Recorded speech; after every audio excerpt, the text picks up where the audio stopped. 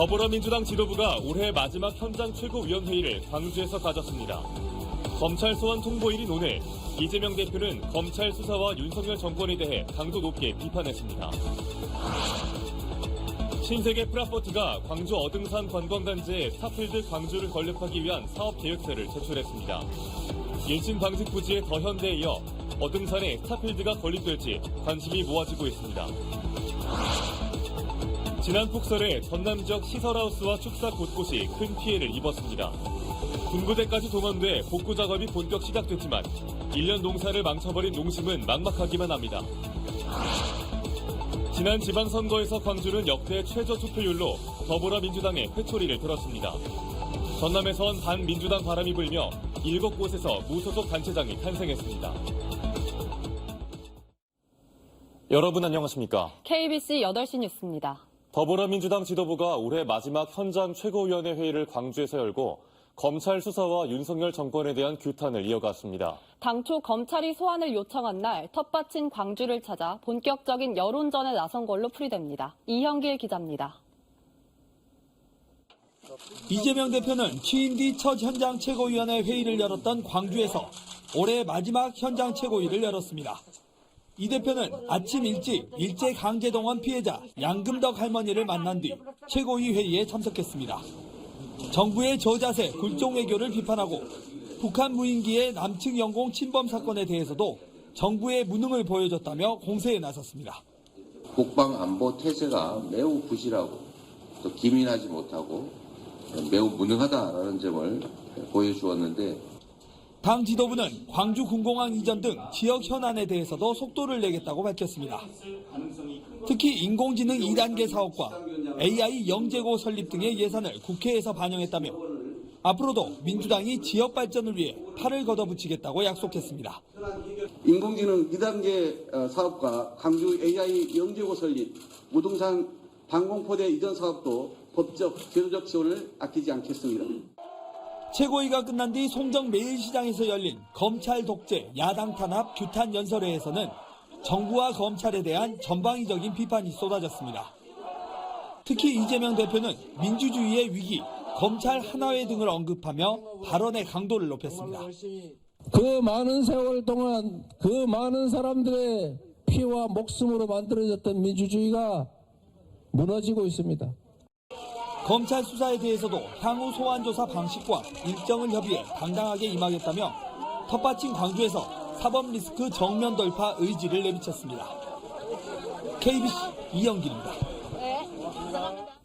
민선 8기 광주광역시의 최대 현안 중 하나인 복합 쇼핑몰 사업이 옛 전방 일신방직 부지와 어등산 관광단지 두 곳에서 진행될 걸로 보입니다. 일신방직 부지는 현대백화점그룹이 일찌감치 선점했지만 어등산의 경우 제3자 공모 방식으로 추진될 예정이어서 신세계뿐 아니라 다른 유통기업의 참여 가능성도 있습니다. 정의진 기자입니다. 신세계 프라퍼티가 스타필드 광주 건립을 위한 사업 계획서를 제출했습니다. 지난 여름 어등산을 부지로 한 건립 계획을 공언한 이후 4개월 만입니다. 신세계 프라퍼티 관계자는 어등산 개발과 관련해 복합 쇼핑몰을 포함한 대형 규모의 개발안을 접수했으며 모든 분들에게 사랑받는 랜드마크를 만들기 위해 노력할 것이라고 밝혔습니다. 광주시의 복합 쇼핑몰 사업 계획서를 접수한 건 현대백화점그룹에 이어 신세계 프라퍼티가 두 번째입니다. 현대백화점그룹은 지난달 옛 전방 일신방직 부지에 더 현대광주 건립을 위한 계획서를 제출, 현재 광주시와 협상을 이어가고 있습니다. 복합 쇼핑몰 사업이 전일방 부지와 어등산 두 곳에서 추진되는 겁니다. 하지만 전일방 부지와 달리 신세계 프라퍼티가 입지로 꼽은 어등산은 제3자 공모가 예정돼 있습니다. 그간 진행해온 공공공모가 아닌 민간 제한 방식으로 변경해 추진하겠다는 계획입니다. 이렇게 되면 어등산 개발에 관심이 있는 다른 사업자와의 경쟁도 예상됩니다. 공정하게 평가를 하는 거죠. 평가를 통해서 만약에 선발 주자가 있더라도 후발 주자가 우수하다면 그쪽으로 갈 수 있는 거죠. 그런 평가를 통해서. 민선 8기 최대 현안 중 하나인 복합 쇼핑몰 입지와 사업자가 구체화되고 있는 가운데 이달 중 복합 쇼핑몰 투자 여부를 확정짓겠다고 밝힌 롯데 측이 어떤 결정을 내놓을지 관심이 모아집니다. KBC 정의진입니다. 광주 시민들은 올해 광주광역시의 정책 중 복합 쇼핑몰 유치를 가장 우수한 정책으로 꼽았습니다. 광주광역시는 시민광장, 광주온 설문조사 등을 통해 우수 정책 5개를 선정한 결과 복합 쇼핑몰 유치 본격 추진이 1위로 선정됐다고 밝혔습니다. 이어 가뭄 극복 물 절약 홍보, 광주 아이 키움 2.0, 56년 만 무등산 정상 상시 개방, 호남고속도로 동강주에서 광산 IC 확장 사업 실시 설계 타당성 재조사 통과 등 순이었습니다. 지난주 광주 전남을 뒤덮은 기록적인 폭설에 가장 큰 피해를 입은 곳은 바로 농가입니다. 시설하우스와 축사 곳곳이 무너져 내리면서 1년 농사를 망쳐버린 건데 빠른 복구도 어려운 상황입니다. 조윤정 기자가 피해 현장을 다녀왔습니다. 딸기 재배가 한창인 비닐하우스가 폭삭 가라앉았습니다.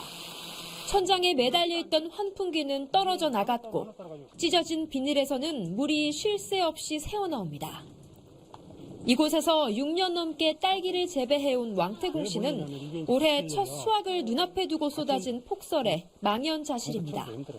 이 수확을 함으로써 다시 이제 그 1년치 농사를 짓는 것인데 시작도 하기 전에 이 상황이면 저희는 조금 귀농을 해가지고 힘든 상황이 된 거죠, 쉽게 얘기하면. 질 좋은 딸기를 수확하기 위해서는 충분한 양의 햇빛이 꼭 필요합니다. 하지만 보시는 것처럼 천막위로 눈이 쌓이면서 햇빛이 전혀 들어오지 못하고 있고요. 엎친 데 덮친 격으로 비닐하우스 안에 물까지 새면서 농민들의 시름은 더욱 깊어지고 있습니다. 인근에 위치한 레드향 농가도 상황은 비슷합니다. 하우스 한가운데 쌓인 눈을 하루빨리 치워야 하는데 혹시 추가로 무너질 가능성도 커 접근도 쉽지 않습니다. 저녁에 잠을 못 자고 하우스를 왔다 갔다 해본 게 벌써 하우스가 빼각빼각 소리가 나는 거예요. 쓰러지려고. 이번에 폭설 피해가 가장 컸던 담양구는 상황이 더욱 심각합니다. 20년 된 포도나무는 눈보라에 꺾여버렸고 비를 막아주는 하우스도 형체를 알아볼 수 없을 만큼 망가졌습니다. 군부대까지 동원돼 피해 복구 작업에 나섰지만 꺾여버린 농심을 끌어안기에는 역부족입니다. 그거 포도를 수백 년, 수십 년 해온 우리 그 매뉴얼대로 한더라도 여기 밑에 이 부러진 것을 금방 이렇게 크게 키워서 만들 수는 없는 거예요. 그런 법칙은 없어요. 전남도에 접수된 이번 폭설 관련 피해 신고 건수는 시설하우스 277동, 축사 42동, 양식장 9동입니다. 피해 금액 역시 20억 원을 넘어섰습니다. 전라남도는 다음 달 3일까지 피해 조사를 모두 마치고 본격적인 지원에 나선다는 방침입니다. 좀처럼 속도를 내지 못하는 복구 작업에 한 해의 결실을 손꼽아 기다리던 농민들의 마음은 새까맣게 타들어가고 있습니다. KBC 조윤정입니다. 정부가 광주 전남 지역 가뭄을 해소하기 위해 수력 발전용인 보성강댐의 용수를 생활 공업 용수로 적극 활용하기로 했습니다. 환경부와 산업통상자원부는 가뭄이 해소될 때까지 보성강댐의 발전 용수를 주암댐에 공급하고 저수율이 상대적으로 여유가 있는 소양강댐에서 내년 1월부터 대체 전력을 생산하기로 했습니다. 주암댐의 현재 저수율은 29%대로 주암댐의 경우 저수율이 10% 아래로 내려가면 물 공급 한계선인 저수위에 도달해 물을 사용할 수 없게 됩니다. 광주광역시 산하 공공기관과 각 구청들이 절수 캠페인에 적극 참여하면서 30% 이상의 물 절약 효과를 보고 있는 걸로 나타났습니다. 광주광역시는 김대중 컨벤션센터와 북구청의 경우 세면대 수전 절수기 설치와 양변기 벽돌 투입 등으로 수도 사용량이 지난달 대비 30% 이상 줄어든 1,400톤과 504톤을 각각 기록했다고 밝혔습니다. 하지만 최근 최대 적설량 40cm의 폭설도 가뭄 해갈에는 별다른 영향을 미치지는 못하면서 오늘 현재 동복호 저수율은 26.27%에 그치고 있습니다.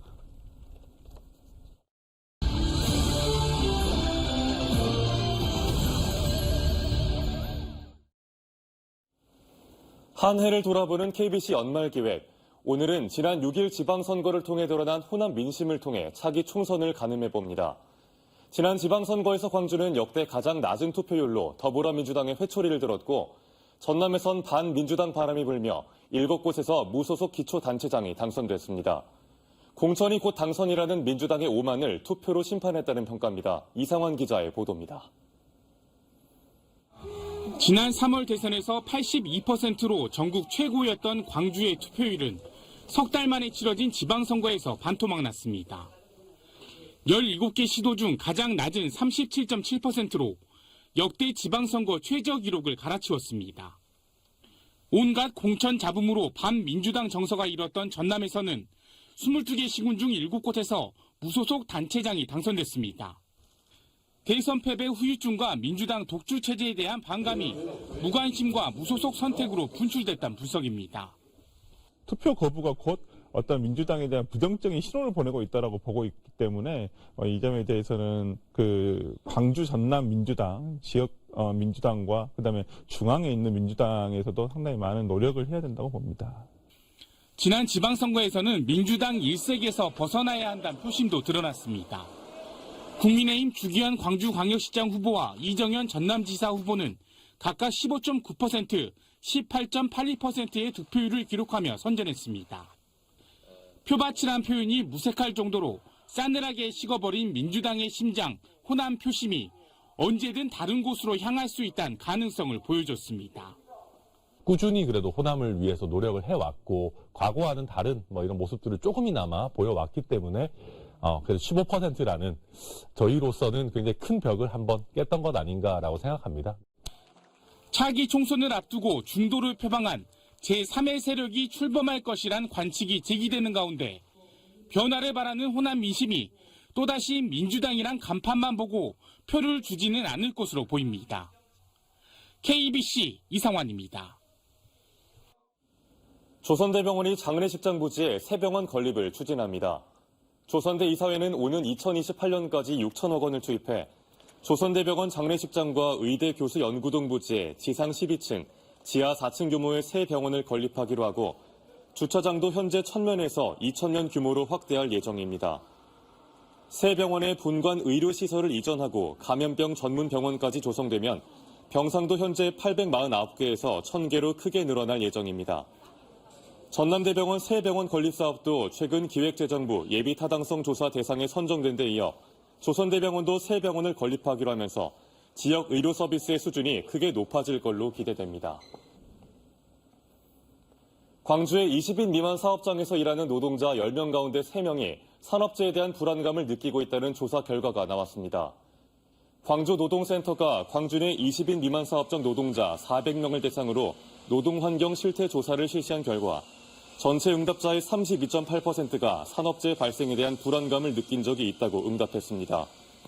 위험을 느낀 가장 큰 이유로는 반복되는 일로 근골격계에 부담을 느껴서란 응답이 39.4%로 가장 많았고 육체적으로 위험한 일에 노출돼 있어서가 33.1%로 뒤를 이었습니다. 여야 국회의원들이 여수향일암 군부대 이전을 함께 촉구하고 나섰습니다.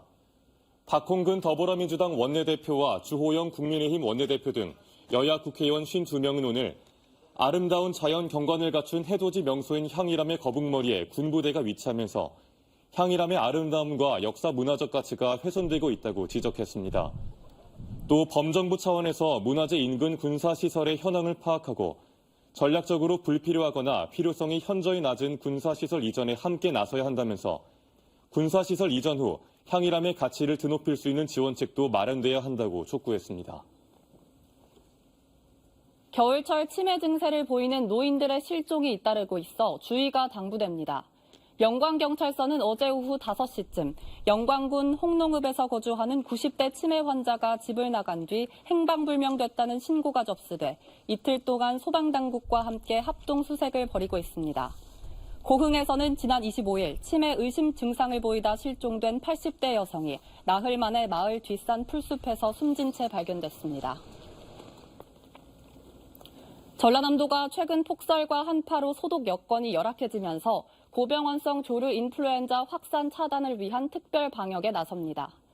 도는 오는 31일까지 시군과 합동으로 살수차와 공동방재단 등의 가용 소독 자원 268대를 총동원해 발생 농장과 주요 철새 서식지, 가금 밀집 지역, 그리고 도축장 주변 도로 등을 집중 소독할 계획입니다.